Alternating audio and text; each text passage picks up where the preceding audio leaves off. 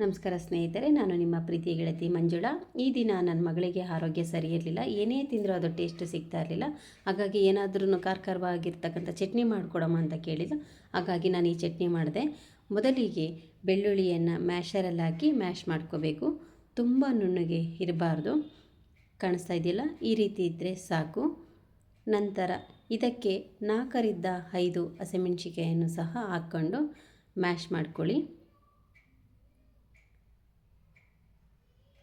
ಕಾಣಿಸ್ತಿದೆಯಲ್ವ, ಈ ರೀತಿ ಇದ್ದರೆ ಸಾಕು. ಈ ಎರಡನ್ನು ಸೈಡಿಗೆ ಇಟ್ಕೊಂಡು ಈಗ ಗ್ಯಾಸ್ ಹಚ್ಚಿಬಿಟ್ಟು 2ರಿಂದ 3 ಸ್ಪೂನಿನಷ್ಟು ಎಣ್ಣೆ ಅಥವಾ ತುಪ್ಪವನ್ನು ಹಾಕ್ಕೊಳ್ಳಿ. ಎಣ್ಣೆ ಕಾದ ನಂತರ ಸಾಸಿವೆ, ಜೀರಿಗೆ, ಅರಿಶಿನ ಪುಡಿಯನ್ನು ಹಾಕ್ಕೊಳ್ಬೇಕು. ಮ್ಯಾಶ್ ಮಾಡಿದ ಮೆಣಸಿನಕಾಯನ್ನು ಹಾಕ್ಕೊಳ್ಳಿ.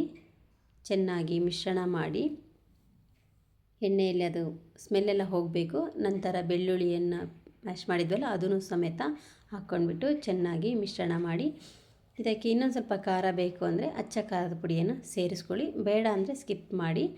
ನಂತರ ಧನಿಯಾ ಪೌಡರ್ ಹಾಕ್ಬಿಟ್ಟು ಚೆನ್ನಾಗಿ ಮಿಶ್ರಣ ಮಾಡಿಕೊಳ್ಬೇಕು 1-2 ನಿಮಿಷಗಳ ಕಾಲ. ನಂತರ ರುಚಿಗೆ ತಕ್ಕಷ್ಟು ಉಪ್ಪನ್ನು ಸೇರಿಸ್ಕೊಳ್ಬೇಕು. ಉಪ್ಪು ಹಾಕಿದ ನಂತರ ನೀವು ನಿಂಬೆಹಣ್ಣಾದರೂ ಹಾಕ್ಕೊಳ್ಳಿ. ಇದಕ್ಕೆ ಮೊಸರಿದ್ದರೆ ಮೊಸರಾದರೂ ಹಾಕ್ಕೊಳ್ಳಿ. ನನ್ನ ಹತ್ರ ಎರಡೂ ಇರಲಿಲ್ಲ, ವಿನಿಗರ್ ಇತ್ತು, ಹಾಗಾಗಿ ವಿನಿಗರ್ ಹಾಕ್ತಾಯಿದ್ದೀನಿ. 1 ಸ್ಪೂನಿನಷ್ಟು ಹಾಕ್ತಾಯಿದ್ದೀನಿ ನೋಡಿ. ಇದಾದ ನಂತರ 1-2 ನಿಮಿಷ ಕುದಿಸ್ಕೊಂಬಿಟ್ರೆ ಈ ಚಟ್ನಿ ರೆಡಿಯಾಗುತ್ತೆ. ಈ ಚಟ್ನಿ ಅನ್ನ ಅಥವಾ ಚಪಾತಿ, ದೋಸೆ ಯಾವುದ್ರ ಜೊತೆಗೂ ಟೇಸ್ಟ್ ಮಾಡಿದರೂ ತುಂಬ ರುಚಿಯಾಗಿರುತ್ತೆ. ಈ ವಿಡಿಯೋ ನಿಮಗೆ ಇಷ್ಟ ಆಗಿದ್ದರೆ ಲೈಕ್ ಮಾಡಿ, ಶೇರ್ ಮಾಡಿ, ಸಬ್ಸ್ಕ್ರೈಬ್ ಮಾಡಿ ಸ್ನೇಹಿತರೆ. ಮುಂದಿನ ವಿಡಿಯೋದಲ್ಲಿ ಮತ್ತೊಮ್ಮೆ ಭೇಟಿಯಾಗೋಣ. ಅಲ್ಲಿಯವರೆಗೂ ಧನ್ಯವಾದಗಳು.